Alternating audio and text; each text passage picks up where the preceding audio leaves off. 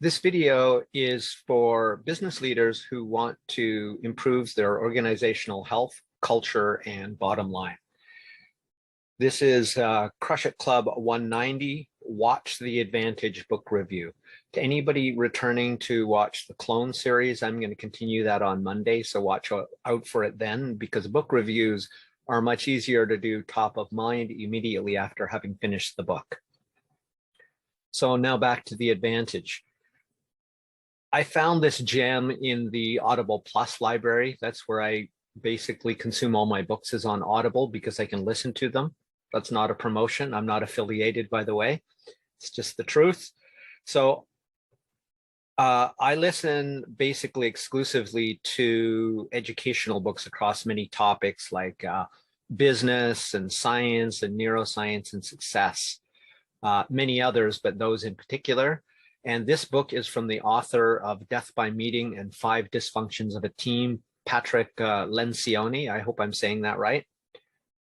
And at the beginning of this book, I was actually a little worried because a lot of books, especially a lot of nonsense books, make big claims about the ability of their revolutionary idea and how it's going to change your whole life.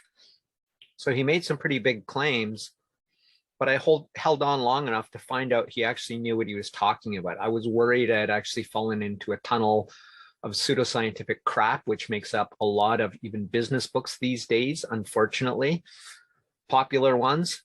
But there's also a lot of excellent stuff out there. So when there's something excellent, that's why I like to do book reviews and bring it to people's attention.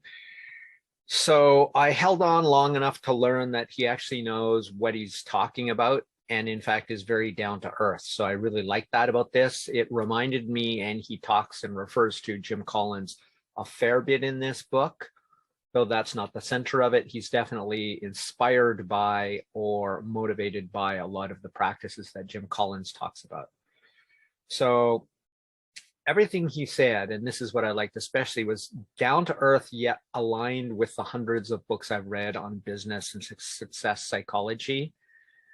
So I wasn't worried about it. That's when my concerns went away of his big claims, because his big claims were actually not based on anything Fruit Loopery or containing Fruit Loopery. So I would recommend this book to you and anybody else wholeheartedly. He starts with what he calls organizational health, which is kind of his thing, his positioning. And what he says, what he calls organizational health, I would understand as a healthy organizational culture, or a positive business culture. Same thing. His word works just fine. In fact, very good. Next, he speaks about how most executives consider down-to-earth, consistent action and practices that work best kind of beneath them and not sophisticated enough and for them to utilize in their company. And that's why they're not as successful as they could be, because they figure these things are too simple, down-to-earth, not high-tech enough. There's not enough computer algorithms in them, whatever.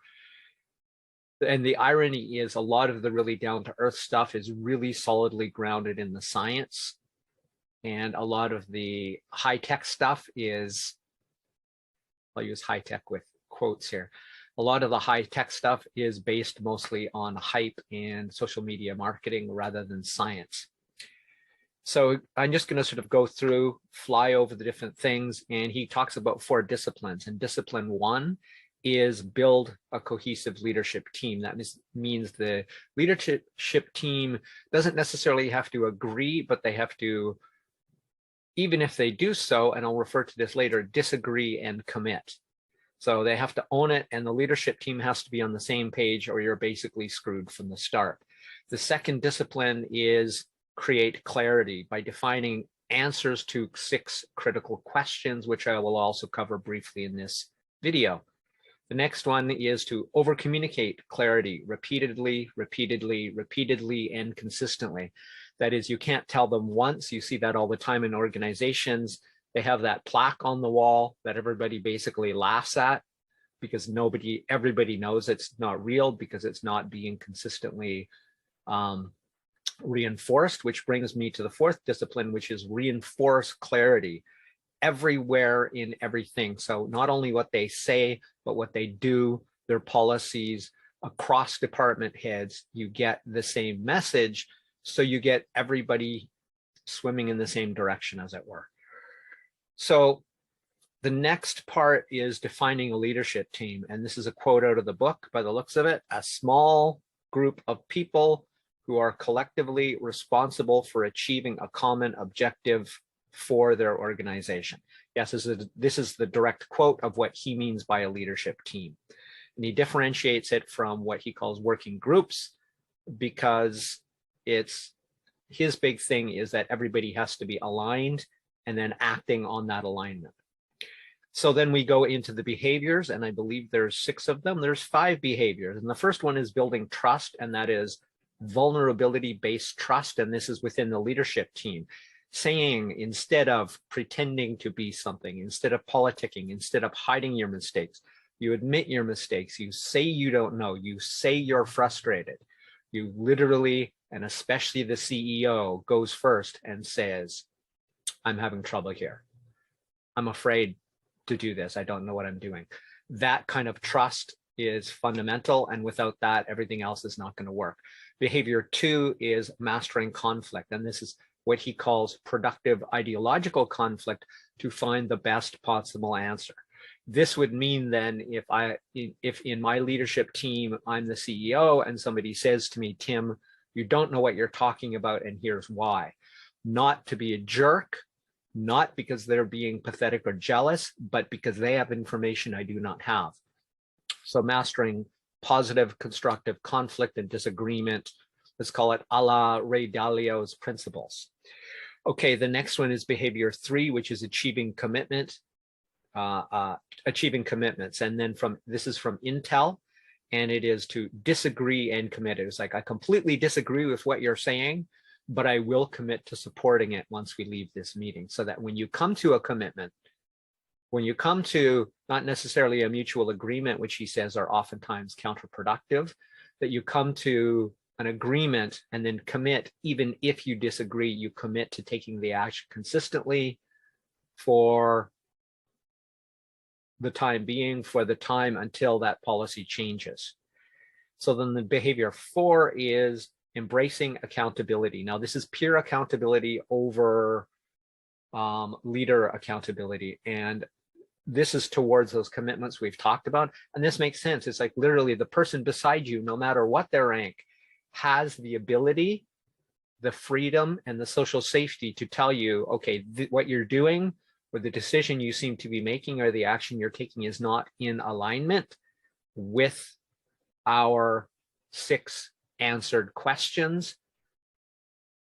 And that should go in both directions so that people can monitor each other. And this is like a real grown-up responsibility and accountability that most organizations completely lack, let's be honest. Okay, the next one is behavior 5, focusing on results of the overall organization, not the department or individual success. This is the big thing. If the leadership team, what he means by organizational health is that leadership team is all working towards one larger goal, which is the goal of the organization, not glorification of themselves, promotion of themselves, all that bullshit, which actually undermines essentially anything good that's going on in most organizations. It looks like from the time this is going to become a two-part series, which is totally okay. So I'll do the next one on Sunday, which is almost here in your local time zone. And so now let's talk about discipline 2 as probably closing this thing out. And discipline 2 is creating clarity, which we're looping back now, and that is to achieve unambiguous alignment. Now, he talks about answering six crucial questions to do this, and we're not going to have time today, so I'm going to put this in part 2. I will continue from there. This has been Crush It Club 190, the Watch the Advantage book review. My name is Tim B. Green. Bye for now.